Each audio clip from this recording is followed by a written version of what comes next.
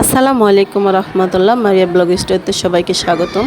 আশা করি আপনারা অনেক ভালো আছেন। আলহামদুলিল্লাহ আমি অনেক ভালো আছি।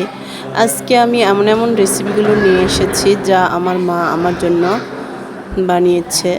এই রেসিপিগুলো আমি খুব পছন্দ করি। টাকি মাছের ভর্তা, সাথে আরও অনেকগুলো রেসিপি আছে। আপনারা ফুল ভিডিওটি ফুল ওয়াচ করে দেখবেন, তাহলে সব কিছু দেখতে পাবেন। এখানে আমি টাকি মাছের ভর্তাগুলো বানানোর জন্য শুকনো মরিচ সুন্দর করে ভেজে নিয়েছি। এগুলো এখন সুন্দর করে ভর্তা করে নিব। এই যে মরিচগুলো সুন্দর করে চটকে নিয়েছি। এখন রসুনগুলো কুচি করে নেওয়ার পর এগুলো এখন সবগুলো একসাথে চটকিয়ে নিব। সবগুলো চটকানো হয়ে গিয়েছে। এখন আমি ভর্তাটি দুইভাবে করে নিব, কারণ টাকি মাছে কাঁটা থাকে।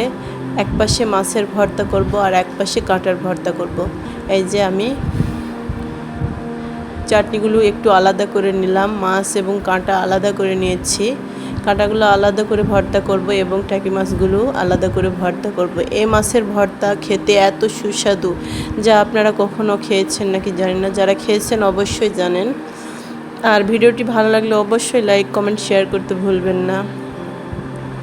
এই যে মাছগুলো এখন সুন্দর করে চটকে ভর্তা করে নেব। আপনারা চাইলে ব্লেন্ডারে বা শিলপাটায়ও ভর্তা করে নিতে পারেন।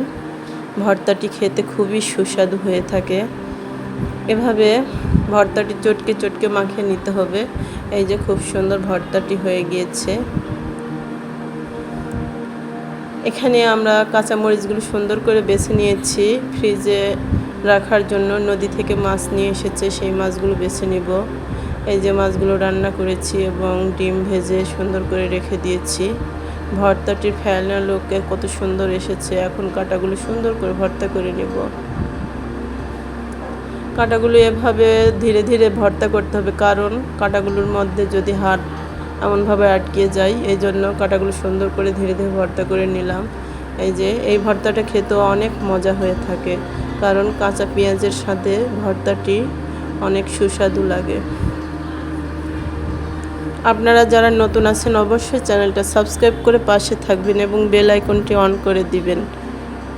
ভর্তাটি যারা খেয়েছেন তারা তো জানেনই কতটা স্বাদ, আর যারা খান নেই অবশ্যই বাসায় ট্রাই করে দেখবেন ভর্তাটি খেতে কতটা সুস্বাদু লাগে।